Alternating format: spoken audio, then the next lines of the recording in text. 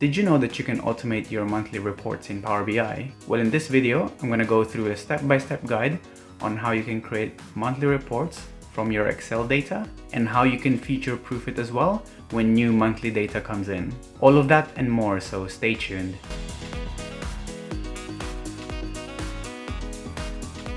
Hi, my name is Fernan from Solutions Abroad.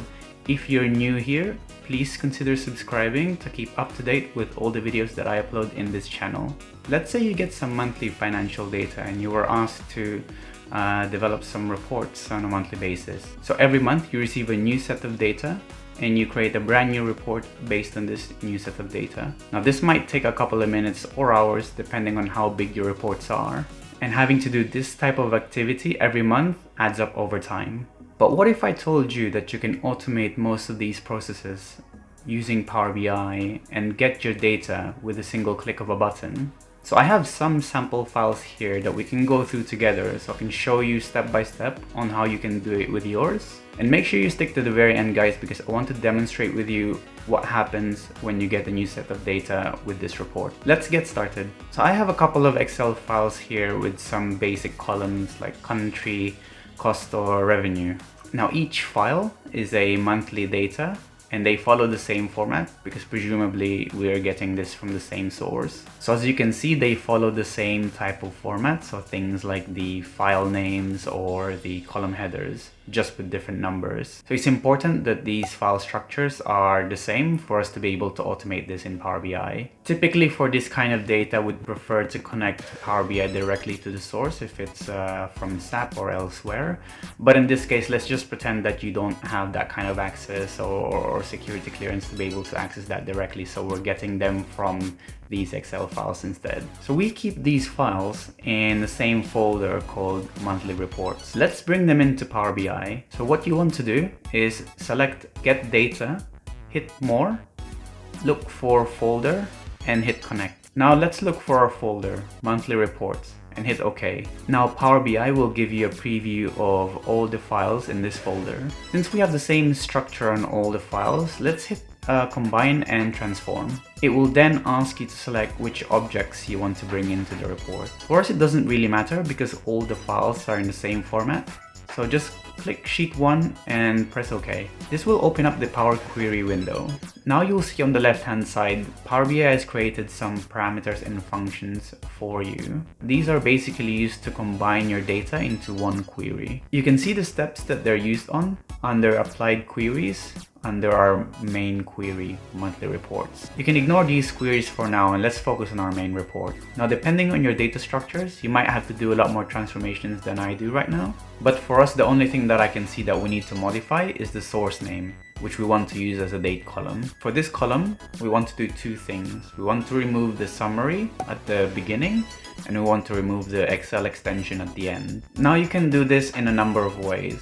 Let's right click on this column and select replace values. Now in the values to find box, let's put summary in this box, including the space at the end. This basically tells Power BI what it should look for and what it should replace. And now we leave the replace with box as blank because we don't want to replace it with anything, we just want it to be removed. Now when you hit OK, you'll see that summary is now removed from this column. Next, we want to remove the Excel bit. So same thing, right click on the same column and hit replace values. Let's add .xlsx in this box and hit OK. Next, we want to change the type of this column into date so that our visuals know that this is a date column. Now make sure that the column is selected and under data type, change it from text to date. Now lastly, let's rename this column into date.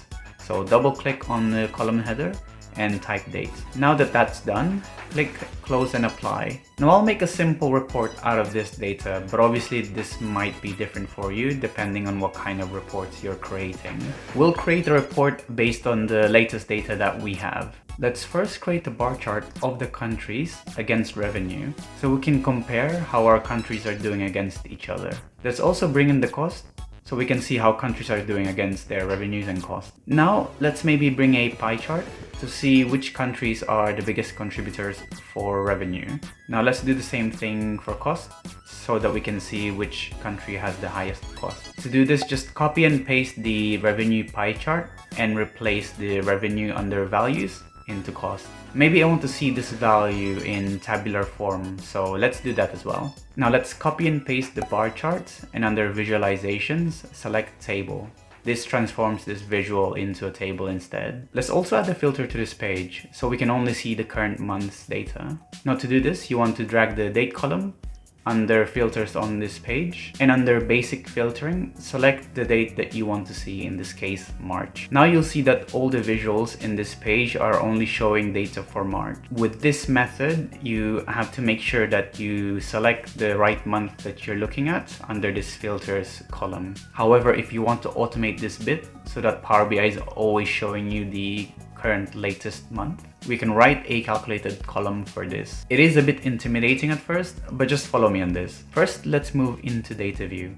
Under table tools, select new column. Now, what we want to do is to create a calculated column that says true if the row is the current latest month and false otherwise. To do that, let's first rename this column to is latest month, then we write our statement. On this statement, we want to compare if the date in our date column is the same as the maximum date column that we have overall. So to do that, let's first get our date column. Then we use equals. Then we start to write our calculate function.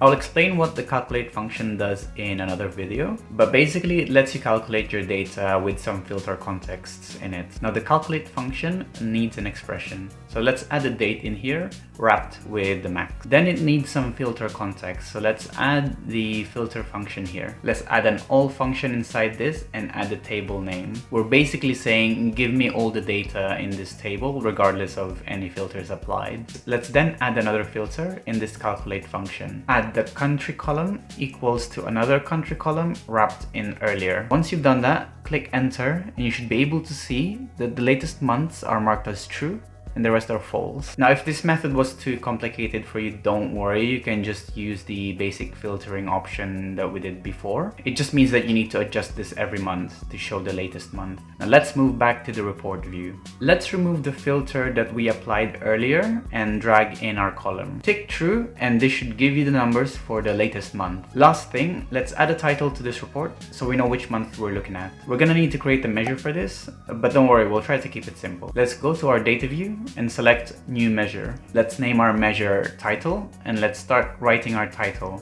Summary report for March 2020. And make sure you wrap it with double quotes because it's text. Now, like most stuff in this report, we want this title to show us the latest month and latest year.